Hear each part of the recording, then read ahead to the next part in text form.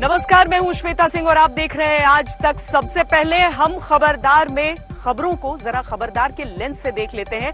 Vaccine को लेकर जिस तरह की का हाहाकार है, उस सब के बीच वैक्सीन को लेकर हम आपको अपडेट करना चाहते हैं। आज भारत के मिशन वैक्सीनेशन को हम डिकोड करेंगे। विदेश मंत्री एस जयशंकर वैक्सीन प्रोडक्शन की दिक्कतों को दूर करने के लिए 5 दिन की अमेरिका यात्रा पर हैं। उम्मीद है कि इस यात्रा से वैक्सीन उत्पादन के लिए जरूरी कच्चे माल की मुसीबतें दूर होंगी और उत्पादन के लिए जरूरी चीजें भारत के पास बड़ी मात्रा में उपलब्ध हो पाएंगी। वैक्सीन के सबसे बड़े उत्पादक देश भारत के सामने ऐसा संकट क्यों आया और इसे दूर करने के लिए सरकार क्या कर रही है, यह आपको समझना चाहिए। इसके साथ ही ग्राउंड रिपोर्ट के जरिए यह भी बताएंगे कि इस वक्त भारत के वैक्सीनेशन कार्यक्रम की पूरी पिक्चर क्या है। जो लोग अपनी पहली या दूसरी वैक्सीन डोज के इंतजार में हैं, उन्हें यह विश्लेषण जरूर देखना चाहिए। कोरोना से लड़ाई के बीच भारत में अलग अलग रंग के फंगल इन्फेक्शन फैल रहे हैं। ब्लैक फंगस और व्हाइट फंगस के बाद अब येलो फंगस ने एक्सपर्ट्स की चिंता बढ़ा दी है। गाजियाबाद में एक ऐसा मरीज मिला है जिसमें ब्लैक, व्हाइट और येलो तीनों तरह के फंगस मिले हैं। इस तरह के फंगल इन्फेक्शन का कोरोना से क्या कनेक्शन है और इनके लक्षण पकड़कर जल्द से जल्द इलाज शुरू करना क्यों जरूरी है, ये आपको विस्तार से बताएंगे। अरब सागर में उठे ताउते तूफान की तबाही अभी समेट ही रहे थे कि एक नए तूफान का शेड्यूल आ गया है। अगले 48 घंटे में बंगाल की खाड़ी के साथ यास नामक तूफान का अपॉइंटमेंट है और इस दौरान उड़ीसा और पश्चिम बंगाल का सबसे ज्यादा असर पड़ने की आशंका है। इस तूफान से निपटने के लिए किस तरह की तैयारी चल रही है, आपको दिखाएंगे। सरकार ने वैक्सीनेशन के नियमों में बदलाव किया है। 18 साल से 45 साल तक के लोगों को ऑनलाइन अपॉइंटमेंट की जरूरत नहीं है। नए नियम के अनुसार ये लोग वैक्सीनेशन सेंटर्स पर जाकर अपना रजिस्ट्रेशन करवा सकते हैं और अपॉइंटमेंट ले सकते हैं। ये सुविधा फिलहाल सरकारी वैक्सीनेशन सेंटर्स पर दी जाएगी। अच्छी खबर यह भी है कि रॉश कंपनी की एंटीबॉडी कॉकटेल की पहली खेप आज भारत में उपलब्ध हो गई। ये वही दवा है जो पूर्व अमेरिकी राष्ट्रपति डोनाल्ड ट्रंप को दी गई थी और उन्होंने इसकी तारीफ की थी। भारत में एक मरीज की डोज के लिए 49,750 रुपए देने होंगे। लेकिन सबसे पहले जरा हम वैक्सीनेशन की रफ्तार की बात कर लेते हैं, क्योंकि विदेश मंत्री अगर अमेरिका गए हैं तो उससे पहले ये समझ लीजिए कि दुनिया भर के एक्सपर्ट्स ये मानते हैं कि जब तक आपकी 70% आबादी को वैक्सीन नहीं लग जाएगी, तब तक कोरोना की इस बीमारी से लड़ने में एक समाज के तौर पर, एक समुदाय के तौर पर हमें ज्यादा फायदा नहीं मिलेगा। अब संख्या के हिसाब से देखिए तो भारत कहीं आगे है, लेकिन आबादी के हिसाब से देखिए तो सिर्फ 4% आबादी को ही वैक्सीन अभी तक लग पाई है और अमेरिका, इंग्लैंड जैसे देशों में 40% आबादी को वैक्सीन लग गई है। बहुत बड़ी मुसीबत इसमें यह है कि हमारे पास उस संख्या में वैक्सीन उपलब्ध ही नहीं है। कई जगह पर वैक्सीनेशन को किसी एज ग्रुप के लिए बंद करना पड़ गया है, जो 18+ एज ग्रुप है उसके लिए। लेकिन उत्पादन कैसे बढ़ाया जाए, उसके लिए चाहिए रॉ मटेरियल। रॉ मटेरियल कहां से आएगा? वो आएगा अमेरिका से। अमेरिका रॉ मटेरियल भारत से शेयर कर नहीं रहा है। एस जयशंकर वहां पर गए हैं। किस तरह की उम्मीदें हैं उनके इस दौरे से जुड़ी हुई, आपको दिखाते हैं।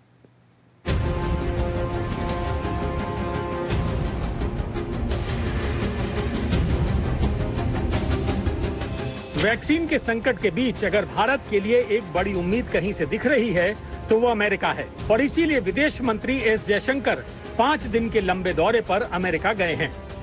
भारत के इस मिशन वैक्सीन पर अमेरिका से ये उम्मीद है कि वैक्सीन बनाने के कच्चे माल की जो सप्लाई उसने फरवरी में सीमित कर दी थी, उस कच्चे माल की सप्लाई वो तेज करेगा, जिससे भारत में वैक्सीन का उत्पादन और बढ़ाया जा सके। दूसरी बड़ी उम्मीद उन संभावनाओं को तलाश करने की है जिससे दोनों देश वैक्सीन का साझा उत्पादन करें और अमेरिका से वैक्सीन की सप्लाई के साथ साथ वहां की वैक्सीन कंपनियां भारत में ही वैक्सीन बना सकें। क्योंकि हाल में ही अमेरिका ने ये कहा था कि वो जॉनसन एंड जॉनसन जैसी वैक्सीन के भारत में साझा उत्पादन और सीरम इंस्टीट्यूट जैसे भारतीय वैक्सीन उत्पादकों की मदद करने के तरीके निकाल रहा है। लेकिन ये सब लंबी प्रक्रिया का हिस्सा है। भारत में वैक्सीन का संकट तत्काल कैसे दूर होगा, इसके लिए भी विदेश मंत्री का अमेरिका दौरा इसलिए अहम है क्योंकि अमेरिका ने पिछले महीने ऐलान किया था कि वो एस्ट्राजेनेका की 8 करोड़ वैक्सीन दूसरे देशों को दान देगा। इसमें कौन से देश का क्या हिस्सा होगा ये अभी तय नहीं है, लेकिन भारत जरूर चाहेगा कि इसमें उसे बड़ा हिस्सा मिले। एस्ट्राजेनेका वैक्सीन के अलावा अमेरिका ने ये भी कहा था कि वो उन दूसरी वैक्सीन कंपनियों की 2 करोड़ वैक्सीन डोज भी दुनिया भर में बांटेगा जिन कंपनियों की वैक्सीन का अमेरिका में इस्तेमाल किया जा रहा है। इसके अलावा अमेरिका के पास इस वक्त मॉडर्ना वैक्सीन की करीब 2 करोड़ 70 लाख एक्स्ट्रा डोज और फाइजर वैक्सीन की करीब 3.5 करोड़ एक्स्ट्रा डोज हैं, जिनका इस्तेमाल नहीं हो पाया है। अगर भारत ने जोर लगाया तो अमेरिका के पास मौजूद एक्स्ट्रा वैक्सीन की डोज का बड़ा हिस्सा उसे मिल सकता है, जो वैक्सीन के इस संकट में तात्कालिक तौर पर कुछ राहत जरूर देगा, क्योंकि ये संकट इतना बड़ा है कि जुलाई तक भारत ने 30 करोड़ लोगों को वैक्सीन की दोनों डोज देने का टारगेट रखा था। लेकिन अब तक भारत ने करीब 15 करोड़ 30 लाख लोगों को पहली डोज और 4 करोड़ 31 लाख लोगों को ही दूसरी डोज लग पाई है।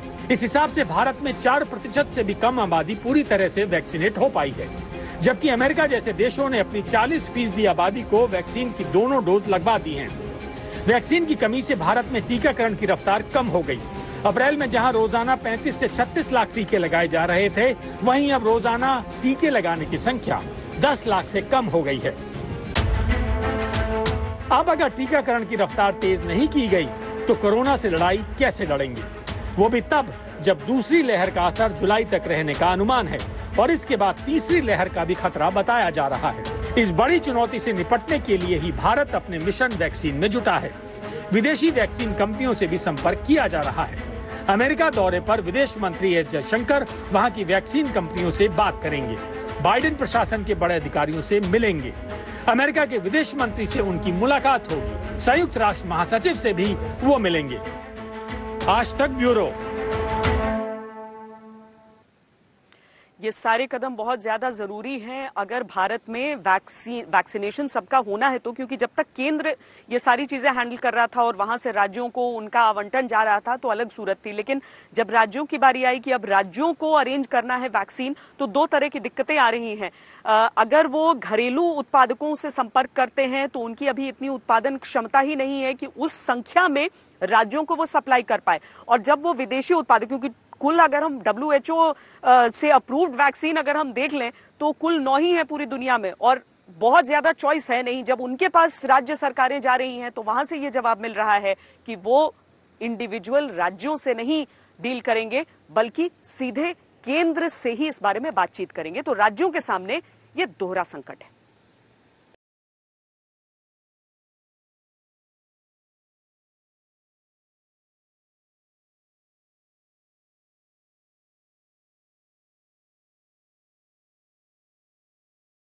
%60 वैक्सीन जिस देश से बनकर जाती है, उस देश का हाल अब ये है कि कोरोना वैक्सीन के लिए वो दुनिया के चक्कर काट रहा है। ग्लोबल कंपनियों से बात करने में अलग अलग राज्य जुटे हैं, लेकिन कई कंपनियों से सीधा जवाब मिल रहा है कि राज्यों को सीधे वैक्सीन नहीं देंगे। हमारी फाइजर से बात हुई, फाइजर वाले कहते हैं जी आपको नहीं देंगे, हम केंद्र सरकार से बात करेंगे। हमारी मॉडर्ना से बात हुई, मॉडर्ना वाले कहते हैं जी हम आपको नहीं देंगे, हम केंद्र सरकार से बात करेंगे।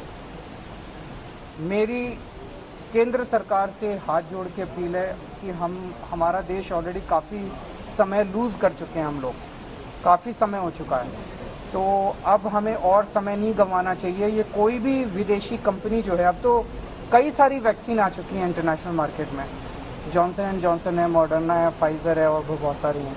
तो इनसे सबसे केंद्र सरकार बात करके केंद्र सरकार इनसे सारा इंपोर्ट करे और राज्यों के अंदर बांट दे। दिल्ली सरकार का दावा है कि उसने वैक्सीन सप्लाई के लिए अमेरिका में Moderna, Pfizer, Johnson and Johnson से बात की थी। इसमें फाइजर और मॉडर्ना ने कह दिया कि वो वैक्सीन के ऑर्डर पर केंद्र से बात करेंगे, वो राज्यों से डील नहीं करेंगे, सीधे राज्यों को वैक्सीन नहीं बेचेंगे। इससे पहले पंजाब सरकार भी बता चुकी है कि मॉडर्ना ने पंजाब को भी सीधे वैक्सीन बेचने से मना कर दिया। पंजाब सरकार ने Moderna, Pfizer, Johnson and Johnson और स्पुतनिक की सीधी खरीद के लिए अप्रोच किया था। इसमें अब तक मॉडर्ना ने ही जवाब दिया और सीधे ना कह दिया। अब सवाल यह है कि जब दिल्ली और पंजाब जैसे राज्यों से ग्लोबल वैक्सीन कंपनियां सीधे डील करने से मना कर रही हैं, तो किसी दूसरे राज्य को भी वो सीधे वैक्सीन क्यों बेचेंगे? और फिर उन ग्लोबल टेंडर्स का क्या होगा जो वैक्सीन की किल्लत को दूर करने के लिए बड़े जोर शोर से दिए गए थे? देश के 13 राज्यों ने अपनी जरूरत की वैक्सीन डोज विदेश से खरीदने का फैसला किया था और इसके लिए ग्लोबल टेंडर जारी किए थे। इनमें उत्तर प्रदेश, तमिलनाडु, ओडिशा, महाराष्ट्र, कर्नाटक और केरल सहित 6 राज्यों ने ही अकेले 23 करोड़ वैक्सीन डोज खरीदने का फैसला किया था। अब ऐसे ग्लोबल टेंडर्स पर कौन सी कंपनियों की प्रतिक्रिया आई है, किसने वैक्सीन का ऑर्डर लेने में रुचि दिखाई, इसका कोई अता पता अब तक नहीं है। इसकी आशंका तो पहले से ही थी कि वैक्सीन के संकट के बीच ऐसे ग्लोबल टेंडर्स और राज्यों द्वारा विदेश से सीधी खरीद की बातें पब्लिसिटी स्टंट से कम नहीं है। क्योंकि जब केंद्र सरकार को वैक्सीन नहीं मिल पा रही है तो राज्य सरकारों को वैक्सीन उत्पादक कहां से वैक्सीन दे देंगे। ग्लोबल कंपनियों के पास पहले से दूसरे देशों के ऑर्डर हैं, वो भारत को वैक्सीन क्यों देंगे, वो भी तब जब खरीद में सीधे भारत सरकार नहीं बल्कि राज्य सरकारें हैं। इसलिए राज्य सरकारों से बातचीत में ग्लोबल कंपनियां कोई रुचि नहीं दिखा रही, सीधे बेचने से मना कर रही हैं। ऊपर से विदेशी वैक्सीन में ज्यादातर वैक्सीन को अब तक भारत में इस्तेमाल की मंजूरी नहीं मिली। ऐसे में बिना मंजूरी के वो भारत से वैक्सीन का ऑर्डर आखिर क्यों लेंगे। केंद्र सरकार से कहो कि भाई देसी कंपनियों से वैक्सीन लेने दो, तो केंद्र सरकार कहती है केवल 4 लाख मिलेगी। वैसे कहती है राज्य सरकारें खरीद ले, लेकिन राज्य सरकार जब कंपनियों से मांगती है तो केंद्र सरकार बीच में आ जाती है और कहती है केवल 4 लाख मिलेंगे। विदेशी कंपनियों की वैक्सीन जो इंटरनेशनल मार्केट में पूरी तरह से बहुत सफल साबित हो रही हैं और दुनिया के बहुत सारे देश विदेशी कंपनियों की इन वैक्सीन को ऑर्डर करके अपनी जनता को लगवा रहे हैं, उनसे खरीदने जाओ, केंद्र सरकार से बोलो इनको मंगा लो, तो केंद्र सरकार मंजूरी तो नहीं देती उनको, कहती है आप सीधे खरीद लो, राज्य सरकार ने सीधे खरीद ले। तो ये क्या मजाक बना रखा है वैक्सीन को लेके। दिल्ली जैसे राज्य अब केंद्र पर यह बड़ा आरोप लगा रहे हैं कि वैक्सीनेशन को मजाक बना दिया गया है। राज्यों का कहना है कि दुनिया में जो वैक्सीन अप्रूव होकर लगाई जा रही है उन्हें यहाँ भी तुरंत मंजूरी देनी चाहिए। विदेशी कंपनियों से केंद्र सरकार बात करे, विदेशों से वैक्सीन खरीदे और इसे राज्यों में बांटे, क्योंकि वैक्सीन का संकट बढ़ता जा रहा है। पूर्वी दिल्ली के मयूर विहार के इस टीका केंद्र की तरह सैकड़ों टीकाकरण केंद्र दिल्ली में पूरी तरह से बंद हो चुके हैं। ये वो टीकाकरण केंद्र हैं जहां 18 से 44 साल के लोगों को वैक्सीन लगाई जाती थी। पीछे पूरा जहां जो ये गलियारा है लोगों से पटा होता था वो बिल्कुल खाली है। साथ ही साथ जहां पर वैक्सीन लगती थी, जो वैक्सीनेशन सेंटर था भीतर बना हुआ, वहां पर भी अभी सन्नाटा पसरा हुआ है। ना ही आज कोई अधिकारी आए हैं, ना कोई कर्मचारी आए हैं ताकि यहाँ वैक्सीनेशन की कार्रवाई शुरू की जा सके। दिल्ली में 18 से 44 साल के एज ग्रुप के लिए वैक्सीन खत्म हो गई है। सभी 400 वैक्सीनेशन सेंटर बंद हो गए। महाराष्ट्र में भी 18 से 44 साल के एज ग्रुप का टीकाकरण रोक दिया गया। झारखंड में 18 से 44 साल के लिए वैक्सीन का सिर्फ 3 दिन का स्टॉक बचा है। पंजाब में भी वैक्सीन की कमी का बड़ा संकट है। पंजाब में कोविड-19 वैक्सीन की व्यापक कमी देखने में आ रही है। वैक्सीन की कमी के चलते न केवल पहले और दूसरे चरण के बेनिफिशरीज को वैक्सीन नहीं मिल रही है, बल्कि चरण 3 के लाभार्थियों को भी अब वैक्सीन मिलना मुश्किल हो गया है। इस वक्त पंजाब में 50 लाख डोजेस की जरूरत है और स्टॉक की बात करें तो स्टॉक में सिर्फ 64,000 डोजेस ही उपलब्ध हैं। ये नज़ारा है जीरकपुर मोहाली के एक कोविड जांच केंद्र का। देख सकते हैं लाइन में कितने लोग यहाँ पर लगे हुए हैं। मॉडर्ना के अलावा पंजाब सरकार ने स्पुतनिक भी, जॉनसन एंड जॉनसन और फाइजर को भी वैक्सीन उपलब्ध करवाने के लिए लिखा है। फिलहाल उनकी तरफ से पंजाब सरकार को कोई जवाब अभी तक नहीं मिला है। जिन राज्यों में विपक्ष की सरकारें हैं वो वैक्सीन की किल्लत पर खुलकर बोल रही हैं, लेकिन वैक्सीन की कमी सिर्फ विपक्ष के राज्यों में ही नहीं है, बल्कि उन राज्यों में भी है जहां पर बीजेपी की सरकारें हैं। ये बात अलग है कि ये सरकारें हो हल्ला नहीं कर रही, लेकिन हकीकत यहाँ भी अलग नहीं है। आज तक ब्यूरो। हालांकि ये अधिकतर विदेशी वैक्सीन अगर मिल भी जाएंगे तो उनके लिए जो ट्रांसपोर्टेशन चाहिए, उनके लिए जो स्टोरेज की व्यवस्था चाहिए, जिस तापमान पर वो उपलब्ध कराना एक नई समस्या बन जाएगी। बहरहाल हम आपको समझाते हैं कि भारत जो कि दुनिया में सबसे अधिक वैक्सीन प्रोड्यूस करता है, यानी दुनिया को जितनी जरूरत होती है उसका 60% भारत उत्पादन करता है। यहाँ पर ऐसी किल्लत क्यों हो रही है? यहाँ जो वैक्सीन प्रोड्यूस हो रहे हैं वो कितनी संख्या में हो रहे हैं? कोरोना वैक्सीन पर सरकार ने कुछ दिन पहले सुप्रीम कोर्ट में बताया था कि सीरम इंस्टीट्यूट कोविशील्ड की 6.5 करोड़ डोज और भारत बायोटेक कोवैक्सीन की 2 करोड़ डोज हर महीने बना रहे हैं, यानी करीब 8.5 करोड़ डोज हर महीने बन रही है। इस हिसाब से एक दिन के लिए करीब 27 लाख डोज होती हैं, लेकिन 22 मई तक औसतन हर दिन सिर्फ 16 लाख डोज ही दी गई और पिछले 24 घंटे में तो सिर्फ 9,42,000 डोज दी गई। सवाल यह है कि जब सरकार के अनुसार 27 लाख डोज प्रतिदिन के हिसाब से उत्पादन हो रहा है तो रोज का जो टीकाकरण है वो उस हिसाब से क्यों नहीं हो पा रहा है? कम से कम जितना उत्पादन है उतनी क्षमता भर टीके लगने चाहिए, लेकिन ये नहीं हो पा रहा है और इस पर सवाल उठ रहे हैं। लेकिन कोरोना वैक्सीन को लेकर ये जो संकट हमारे सामने है उस पर हम आपको एक्स्ट्रा खबरदार भी कर देते हैं, क्योंकि जो भारत में उपलब्ध है वैक्सीन यानी जो लगाई जा रही है, स्पुतनिक वी हाल ही में उसकी शुरुआत हुई है, इससे पहले कोवैक्सीन और कोविशील्ड वैक्सीन लगाई जा रही थी। अब संभव है इनमें से सिर्फ कोविशील्ड लगवाने वालों को ही दुनिया के बाकी देशों में जाने की अनुमति मिले, जाने की इजाजत मिले, क्योंकि कोविशील्ड को छोड़कर बाकी दोनों वैक्सीन को WHO की मान्यता ही नहीं है। कोवैक्सीन स्पुतनिक वी की WHO वाली मान्यता अटकी हुई है। अब तक WHO ने कोरोना की सिर्फ 9 वैक्सीन को इमरजेंसी यूज लिस्टिंग में रखा है। कोवैक्सीन ने WHO मान्यता के लिए 19 अप्रैल को अप्लाई किया था, लेकिन WHO ने वैक्सीन को लेकर और जानकारी मांगी है। कोवैक्सीन ने 90% डॉक्यूमेंट WHO के पास जमा करा दिए हैं, बाकी डॉक्यूमेंट जून में जमा होंगे। कोवैक्सीन को WHO मान्यता के बगैर अब तक 10 से भी कम देशों ने मंजूरी दी है। रूस की स्पुतनिक वैक्सीन को 60 से अधिक देश अपने यहां मंजूरी दे चुके हैं, लेकिन WHO अभी स्पुतनिक के डेटा से संतुष्ट नहीं हुआ है, लिहाजा स्पुतनिक को भी WHO ने मान्यता नहीं दी है। कोवैक्सीन को WHO की मान्यता भले न मिली हो, लेकिन कोवैक्सीन ने आज से बूस्टर डोज का ट्रायल शुरू कर दिया। बूस्टर डोज के तीसरे फेज के ट्रायल में दिल्ली के एम्स में 18 वॉलंटियर्स को कोवैक्सीन की डोज लगी। बूस्टर डोज के तीसरे फेज के ट्रायल को अप्रैल में DCGI ने मंजूरी दी थी। आप सोच रहे होंगे बूस्टर डोज क्या होता है? आमतौर पर बूस्टर डोज पहले राउंड में लगने वाली रेगुलर डोज के 6 महीने बाद लगने वाली डोज ही होती है। लंबे समय तक वायरस के खिलाफ एंटीबॉडी बनाए रखने के लिए बूस्टर डोज लगाई जाती है। और चूंकि एंटीबॉडीज की हम बात कर रहे हैं तो आपको बताएं कि एंटीबॉडी को बूस्ट करने के लिए एक एंटीबॉडी कॉकटेल अमेरिका में उसका प्रयोग हुआ था और किस तरीके से वो अब हिंदुस्तान पहुंच चुकी है। लेकिन उसकी कीमत हम आपको बता देते हैं। रॉश फार्मा इंडिया और सिप्ला ने भारत में एंटीबॉडी कॉकटेल को लॉन्च किया। एक मरीज के लिए इसकी डोज 59,750 रुपए है, जबकि 2 मरीजों के लिए डबल डोज वाले पैक की कीमत 1,19,500 रुपए होगी। 2 अलग अलग एंटीबॉडी दवाओं का मिश्रण एंटीबॉडी कॉकटेल का पहला बैच आज से भारत में उपलब्ध हुआ, दूसरा बैच जून में आएगा। यह एंटीबॉडी कॉकटेल गंभीर कोरोना मरीजों के लिए फायदेमंद पाई गई है। ये एंटीबॉडी कॉकटेल कोरोना वायरस के प्रोटीन पर हमला करता है। पूर्व अमेरिकी राष्ट्रपति डोनाल्ड ट्रंप जब कोरोना पीड़ित हुए थे तब उन्हें शुरुआत में ही एंटीबॉडी कॉकटेल दी गई थी और रिपोर्ट्स के अनुसार उन्हें इससे बहुत फायदा भी मिला था।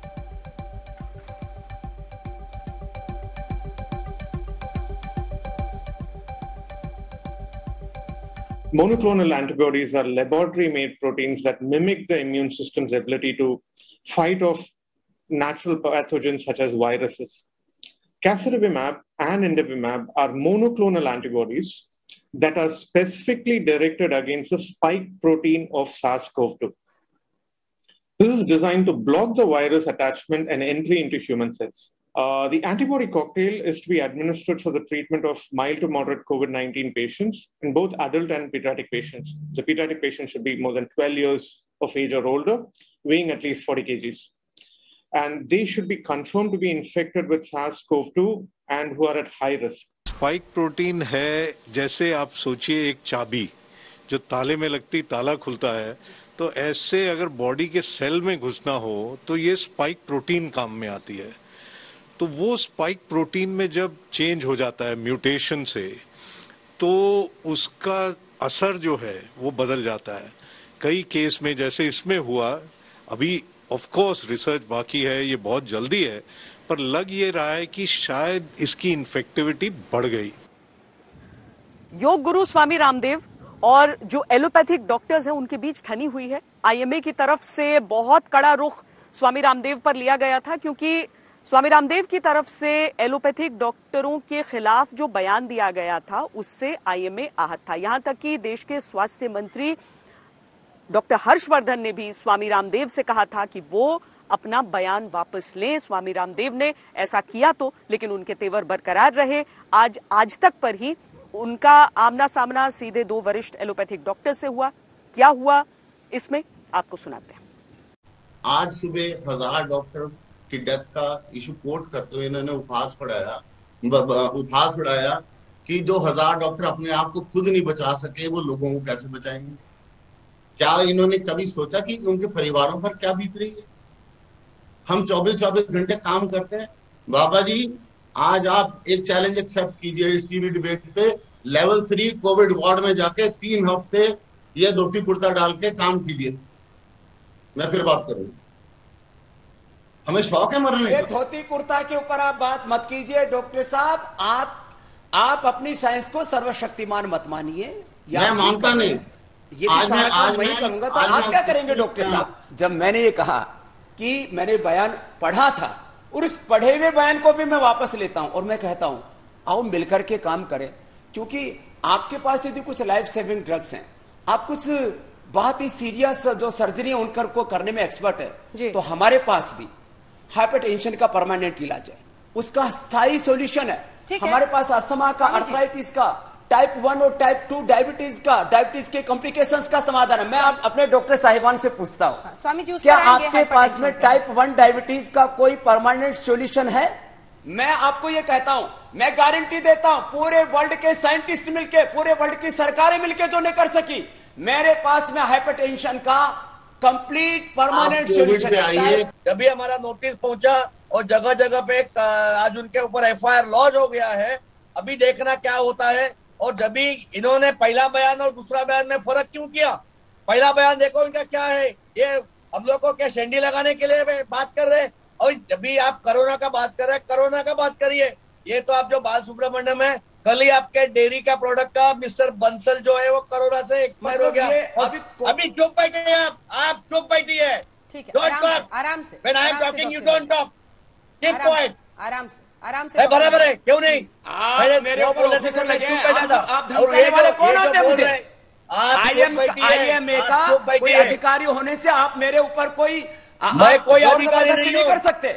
मैं कोई अधिकारी नहीं हूँ, लेकिन ये आपका जो बयान है और जिस तरह से आपने एलोपैथी के पर, अरे हमने आपने जो पढ़ा और वीडियो सर्कुलेट किया, हम थोड़े ही आपके पास आए थे। आपको क्यों इतना खुजली हो गया था ये हमारे एलोपैथी के ऊपर तकलीफ करने के लिए? आप चुप बैठना चाहिए थे ना। कोरोना के ऊपर आप जो बात कर रहे हैं, जिस तरीके से बात किया कि बाहर ऑक्सीजन से जितने मरे नहीं उतने आयुर्वेदिक एलोपैथिक दवाई खा के मर गए। अरे व्हाट नॉनसेंस! आपका ये स्टेटमेंट पूरा वर्ल्ड में हंस रहे लोग, पूरे वर्ल्ड से कंप्लेंट आ रही है। क्या बात कर रहे हैं आदमी? आपने एलोपैथिक का क्या पढ़ाई किया? आप बात मत करना, कीप क्वाइट। आप स्वामी रामदेव की जान लेना चाहते हो क्या? मेरे को सबसे बड़ा दुख आज ये पहुंचा जब आपका एक वीडियो क्लिप सुबह आया कि जब आपने कहा कि डॉक्टर टर टर टर, जो 1000 डॉक्टर मर गए, जब वो अपने आप को नहीं बचा पाए तो बाकी को क्या बचाएंगे? ये तो अशोभनीय बात करो ना, वो किस संदर्भ में क्या बात कही जा रही है? पूरा संदर्भ मैं 2.5 घंटे बोलता हूं, उसमें से आप भाई साहब 5 सेकंड का कोई क्लिप ले आएंगे। बाबा जी, ये तो सोशल मीडिया का जमाना है जिसका आप इस्तेमाल करते हो। सब्जेक्ट पर बात कीजिए ना। मैं कह रहा हूं कोरोना के कारण से शुगर बढ़ रहा है, लोगों का बीपी बढ़ रहा है, लोगों का स्ट्रेस बढ़ रहा है, नींद नहीं आ रही है, इम्यूनिटी डाउन जा रही है, लोगों के पेट खराब हो रहा है, आपकी बात बड़ी करता हूं, हो रही है, आपकी बात बड़ी करता हूं। बताइए ना जो हमारे पास उसका सॉल्यूशन है, आपके पास क्या है? कोरोना की दूसरी लहर के बाद ये देखा गया कि जो ठीक होने वाले मरीज हैं उनमें एक और बहुत ही गंभीर बीमारी ब्लैक फंगस को पाया गया। अब जब तक ब्लैक फंगस से जूझ रहे थे तब तक व्हाइट फंगस का खतरा सामने आया। कई ऐसे मरीज आए जिनमें व्हाइट फंगस का लक्षण था और गाजियाबाद से अब एक ऐसे मरीज सामने आए हैं जिनमें ब्लैक फंगस, व्हाइट फंगस और येलो फंगस तीनों का संक्रमण है। हालांकि जो डॉक्टर हैं वो ये कहते हैं कि हमें फंगस के रंग पर न जाकर उसके लक्षण पर जाना चाहिए और इसी सब के बीच बेंगलुरु के एक चिकित्सक ने अपनी तरफ से ब्लैक फंगस को लेकर एक बड़ा दावा किया।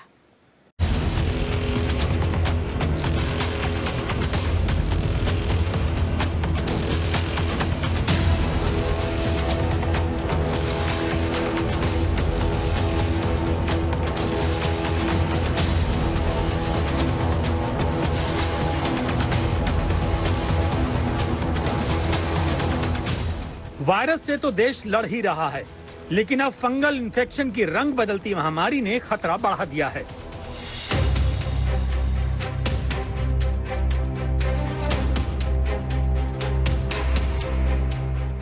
ब्लैक और व्हाइट फंगस के बाद देश में येलो फंगस के संक्रमण की खबरें भी आ रही हैं।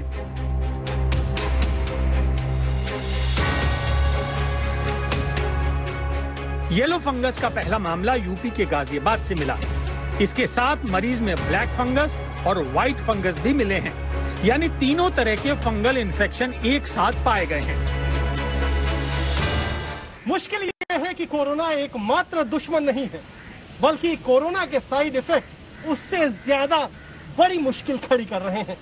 पहले ब्लैक फंगस, फिर व्हाइट और अब येलो फंगस के आने के बाद लोगों के मन में शंका भी बढ़ गई है और डॉक्टरों के मन में सवाल कि आखिरकार इन सब का इलाज क्या है। डॉक्टरों के मुताबिक येलो फंगल पहले के दोनों वेरिएंट से ज्यादा खतरनाक है। एक्सपर्ट्स हैरत में हैं क्योंकि येलो फंगल का संक्रमण इंसानों में आसानी से नहीं पनपता। ये रेप्टाइल्स यानी रेंगने वाले जंतुओं में पाया जाता है। ये जो फंगस है ये अभी ह्यूमन में नहीं है, ये रेप्टाइल्स में मिलता है और जो ये फंगस रेप्टाइल्स में पाया जा रहा है वो ही ह्यूमन में आया है क्योंकि इम्यूनिटी कम है। व्हाइट और ब्लैक फंगस हैं, इनके घाव धीमे धीमे समय के साथ बढ़ते रहते हैं। वो क्योंकि ये सेप्टिसीमिया क्रिएट करता है तो इस सेप्टिसीमिया की वजह से मरीज की जान को खतरा ज्यादा हो सकता है।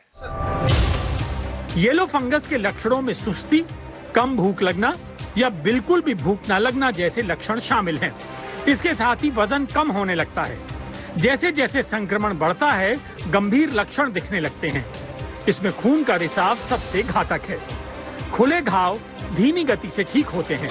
हालांकि अच्छी बात यह है कि ये एक व्यक्ति से दूसरे व्यक्ति में नहीं फैलता। जो येलो फंगस है ये ह्यूमन स्पीसीज में फर्स्ट टाइम मैंने डिटेक्ट किया है। अभी तक इसका कहीं लिटरेचर में कोई नामो निशान नहीं है। कोरोना की तरह छुआछूत नहीं होगा, लेकिन जितनी रेप्टाइल्स में स्टडी है ये उनके लिए डेडली होता है।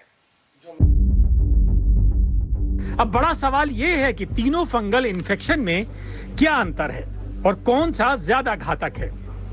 डॉक्टरों के मुताबिक ब्लैक फंगस आंख और दिमाग को ज्यादा प्रभावित करता है, वहीं व्हाइट फंगस फेफड़े, किडनी, आंत, नाखूनों और पेट को नुकसान पहुंचाता है। जबकि येलो फंगस से मरीज की आंखें धंस जाती हैं और शरीर के कई अंग काम करना बंद कर देते हैं।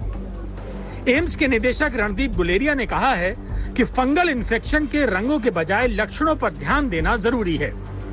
इस बीमारी को मात देने का मंत्र एक ही है, जल्दी पहचान करें और तुरंत इलाज शुरू करें। फंगल इन्फेक्शन है 90 to 95% जो पेशेंट्स हैं जिनमें पाया गया है उनमें या तो डायबिटीज है या साथ में स्टेरॉयड यूज किया गया है। जिन लोगों को डायबिटीज नहीं थी या जिन लोगों को स्टेरॉयड्स नहीं दिए गया उसमें ये बहुत रेयरली देखा गया है। It is not uncommon. कई दफा लोग ये कहते हैं कि ऑक्सीजन के साथ ये है, इसका लिंक है, लेकिन कई पेशेंट्स ऐसे भी हैं जो घर पे इलाज कर रहे थे जिनको ऑक्सीजन की जरूरत नहीं पड़ी, घर पे उन्होंने स्टेरॉइड्स ले लिए और शुगर उनकी कंट्रोल नहीं हुई, उनमें भी म्यूकरमाइकोसिस देखा गया है जो हॉस्पिटल में एडमिट भी नहीं हुए। इधर ब्लैक फंगस के बढ़ते मामलों ने सरकारों के होश उड़ा दिए हैं। पूरे देश में अब तक इसके 9000 से ज्यादा केस सामने आ गए हैं। सबसे घातक ये है कि ब्लैक फंगस जिन लोगों को हो रहा है उनमें से करीब आधे लोगों की मौत हो रही है। कई मरीजों को अपनी आंखों की रोशनी गंवानी पड़ रही है। महाराष्ट्र और कर्नाटक समेत देश के 15 राज्यों में फंगल इन्फेक्शन के मामले सामने आ रहे हैं। डॉक्टरों और एक्सपर्ट्स का मानना है कि कोरोना से ठीक हुए कम इम्यूनिटी वाले लोग फंगल इन्फेक्शन के शिकार हो रहे हैं, लेकिन कुछ चिकित्सकों का मानना है कि ब्लैक फंगस ज्यादा स्टेरॉइड्स लेने से नहीं हो रहा, बल्कि इसकी वजह कुछ और है। पहली वजह म्यूटेंट कोरोना स्ट्रेन, जिसके बाद मरीज आसानी से फंगल इन्फेक्शन की चपेट में आ रहे हैं। दूसरी वजह जरूरत से ज्यादा स्टीम लेने से नाक का प्राकृतिक डिफेंस सिस्टम खराब हो रहा है और फंगल इन्फेक्शन आसानी से हो रहा है। और जितने ब्लैक फंगस के केस आ रहे हैं उनमें से अधिकतर को वैक्सीन नहीं लगी हुई है। This is not due to steroids. That's what we thought initially. No. One common factor, I see three things in this. Number one, the mutant COVID virus. We gave the same treatment to COVID last year. The first wave, we didn't see any case. It's not that steroids were not given at that time. It's not that oxygen was given at that time. It was not that the water which was used in the humidifier. No, this is a myth. Black fungus, white fungus, yellow fungus के infection को लेकर डॉक्टरों की राय अलग हो सकती है, लेकिन इतना बिल्कुल साफ है कि इस बीमारी से बचने के लिए शरीर पर कड़ी निगरानी रखना जरूरी है। ब्लैक फंगस के लक्षण जैसे ही दिखें, फौरन इलाज शुरू हो जाना चाहिए। बेंगलोर से नबीला जमाल के साथ कुमार कुणाल, दिल्ली, आज तक। अब से कुछ दिनों पहले ताउते तूफान ने देश के पश्चिमी तट पर खूब कोहराम मचाया। वहां की तबाही की तस्वीरें अभी आना रुकी भी नहीं है कि जो पूर्वी जो तटीय इलाका है वहां पर यास नाम के एक चक्रवाती तूफान का खतरा मंडरा रहा है। सुपर साइक्लोन कहा जा रहा है इसे। 26 तारीख को ऐसी आशंका जताई जा रही है कि ये उड़ीसा और बंगाल के तटीय इलाकों से टकरा सकता है। इसीलिए इन दोनों राज्यों में खासकर बहुत तैयारियां जोरों पर हैं और सारी एजेंसियां अलर्ट पर हैं।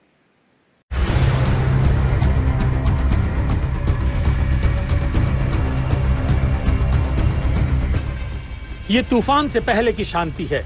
ऊपर से समंदर शांत दिख रहा है, लेकिन बड़ी हलचल आने वाली है।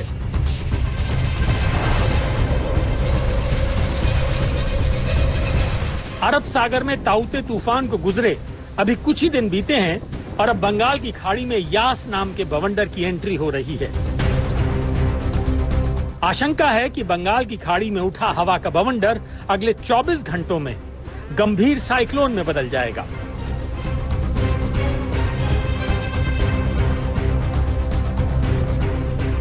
इस तूफान के 26 तारीख को किसी भी वक्त पश्चिम बंगाल और उड़ीसा के तट से टकराने की आशंका है। उड़ीसा के भद्रक, केंद्रपाड़ा, जाजपुर, जगत सिंहपुर और मयूरभंज तूफान से सबसे ज्यादा प्रभावित हो सकते हैं। पश्चिम बंगाल के मेदिनीपुर, दक्षिण 24 परगना, हावड़ा, हुगली और उत्तर 24 परगना में असर देखा जाएगा। इसका असर आंध्र प्रदेश, पुडुचेरी और तमिलनाडु के तटों पर भी दिखेगा। इस तूफान की वजह से झारखंड, छत्तीसगढ़, बिहार के साथ साथ अंडमान और निकोबार द्वीप समूह में भारी बारिश हो सकती है।